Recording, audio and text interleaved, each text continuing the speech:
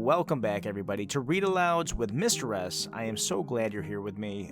We are finishing up Diary of a Wimpy Kid today, and it's been such a fun journey. So let's just settle in, and let's see how it all wraps up. Let's get into it. Monday. Well, me and Rowley have officially been ex-friends for about a month now, and to be honest with you, I'm better off without him. I'm glad I can just do whatever I want without having to worry about carrying all that dead weight around. Lately, I've been hanging out in Roderick's room after school and going through his stuff. The other day, I found one of his middle school yearbooks. Roderick wrote on everybody's picture in his yearbook, so you can tell how he felt about all the kids in his grade. Jerk, cool. Every once in a while, I see Roderick's old classmates around town, and I have to remember to thank Roderick for making church a lot more interesting. Jerk.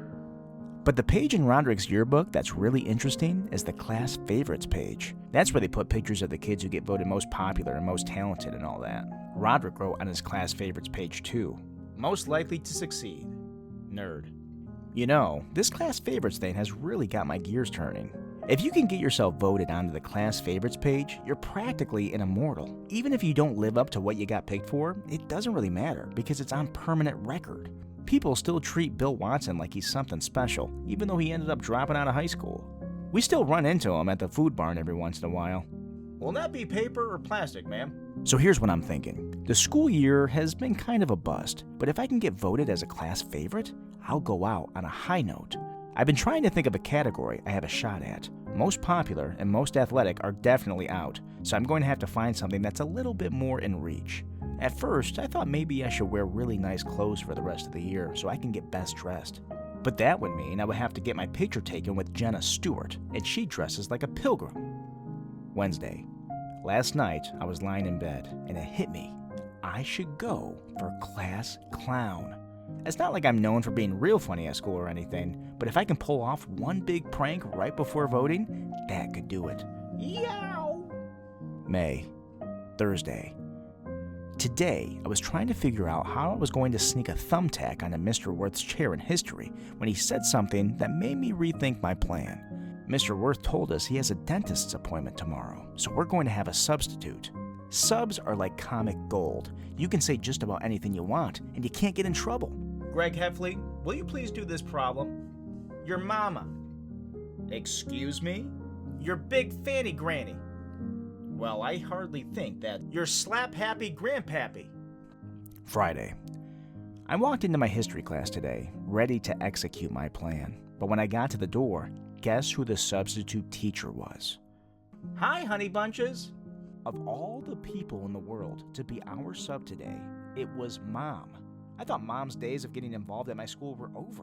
She used to be one of those parents who came in to help out in the classroom, but that all changed after Mom volunteered to be a chaperone for our field trip to the zoo when I was in 3rd grade. Mom had prepared all sorts of material to help us kids appreciate the different exhibits, but all everyone wanted to do was watch the animals go to the bathroom. Anyway, Mom totally foiled my plan to win class clown. I'm just lucky there's not a category called Big Mama's Boy, because after today, I'd win that one in a landslide. You forgot your lunch at home. Wednesday. The school paper came out again today. I quit my job as school cartoonist after the Creighton the Curious Student came out, and I didn't really care who they picked to replace me. But everyone was laughing at the comics page at lunch, so I picked up a copy to see what was funny. And when I opened it up, I couldn't believe my eyes. It was Zoo-Wee Mama. And of course, Mr. Ira didn't change a single word of Rowley's strip. Zoo-Wee Mama by Rowley Jefferson. Hey, beautiful lady, do you want to go on a date with me? I am not a lady. I am just one of those dogs with long hair. So, no thanks to that date. Zoo-Wee Mama! So now, Rowley's getting all the fame that was supposed to be mine. Will you put us in your comic? Sure. Even the teachers are kissing Rowley's butt. I almost lost my lunch when Mr. Worth dropped his chalk in history class. Zoo-Wee Mama! Monday. This Zoo-Wee Mama thing has really got me worked up. Rowley's getting all the credit for a comic that we came up with together. I figured the least he could do was put my name on the strip as the co-creator. So I went up to Rowley after school and told him that's what he was going to have to do. But Rowley said Zoo-Wee Mama was all his idea and that I didn't have anything to do with it. I guess we must have been talking pretty loud, because the next thing you knew, we attracted a crowd. Fight, fight, fight. The kids in my school are always itching to see a fight. Me and Rowley tried to walk away, but those guys weren't going to let us go until they saw us throw some punches. I've never been in a real fight before, so I didn't know how I was supposed to stand or hold my fists or anything. And you could tell Rowley didn't know what he was doing either, because he just started prancing around like a leprechaun. I was pretty sure I could take Rowley in a fight, but the thing that made me nervous was the fact that Rowley takes karate. I don't know what kind of hocus pocus they teach in Rowley's karate classes, but the last thing I needed was for him to lay me out right there on the blacktop. Before me or Rowley made a move, there was a screeching sound in the school parking lot. A bunch of teenagers had stopped their pickup truck, and they started piling out. I was just happy that everyone's attention was on the teenagers instead of me and Rowley, but all the other kids took off when the teenagers started heading our way. And then I realized that these teenagers looked awfully familiar. That's when it hit me. These were the same guys who chased me and Rowley around on Halloween night, and they had finally caught up with us. But before we could make a run for it, we had our arms pinned behind our backs. Those guys wanted to teach us a lesson for taunting them on Halloween night, and they started arguing over what they should do with us. But to be honest with you, I was more concerned about something else. The cheese was only a few feet from where we were standing on the blacktop, and it was looking nastier than ever. The big teenager must have caught my eye, because the next thing I knew, he was looking at the cheese too, and I guess that gave him the idea he was looking for. Rowley got singled out first. The big kid grabbed Rowley and dragged him over to the cheese. Now, I don't want to say exactly what happened next, because if Rowley ever tries to run for president and someone finds out what these guys made him do, he won't have a chance. So I'll put it to you this way. They made Rowley the cheese.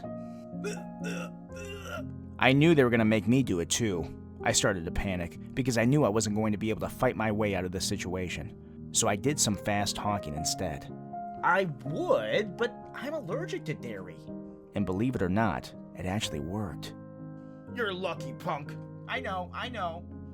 I guess the teenagers were satisfied they had made their point, because after they made Rowley finish off the rest of the cheese, they let us go.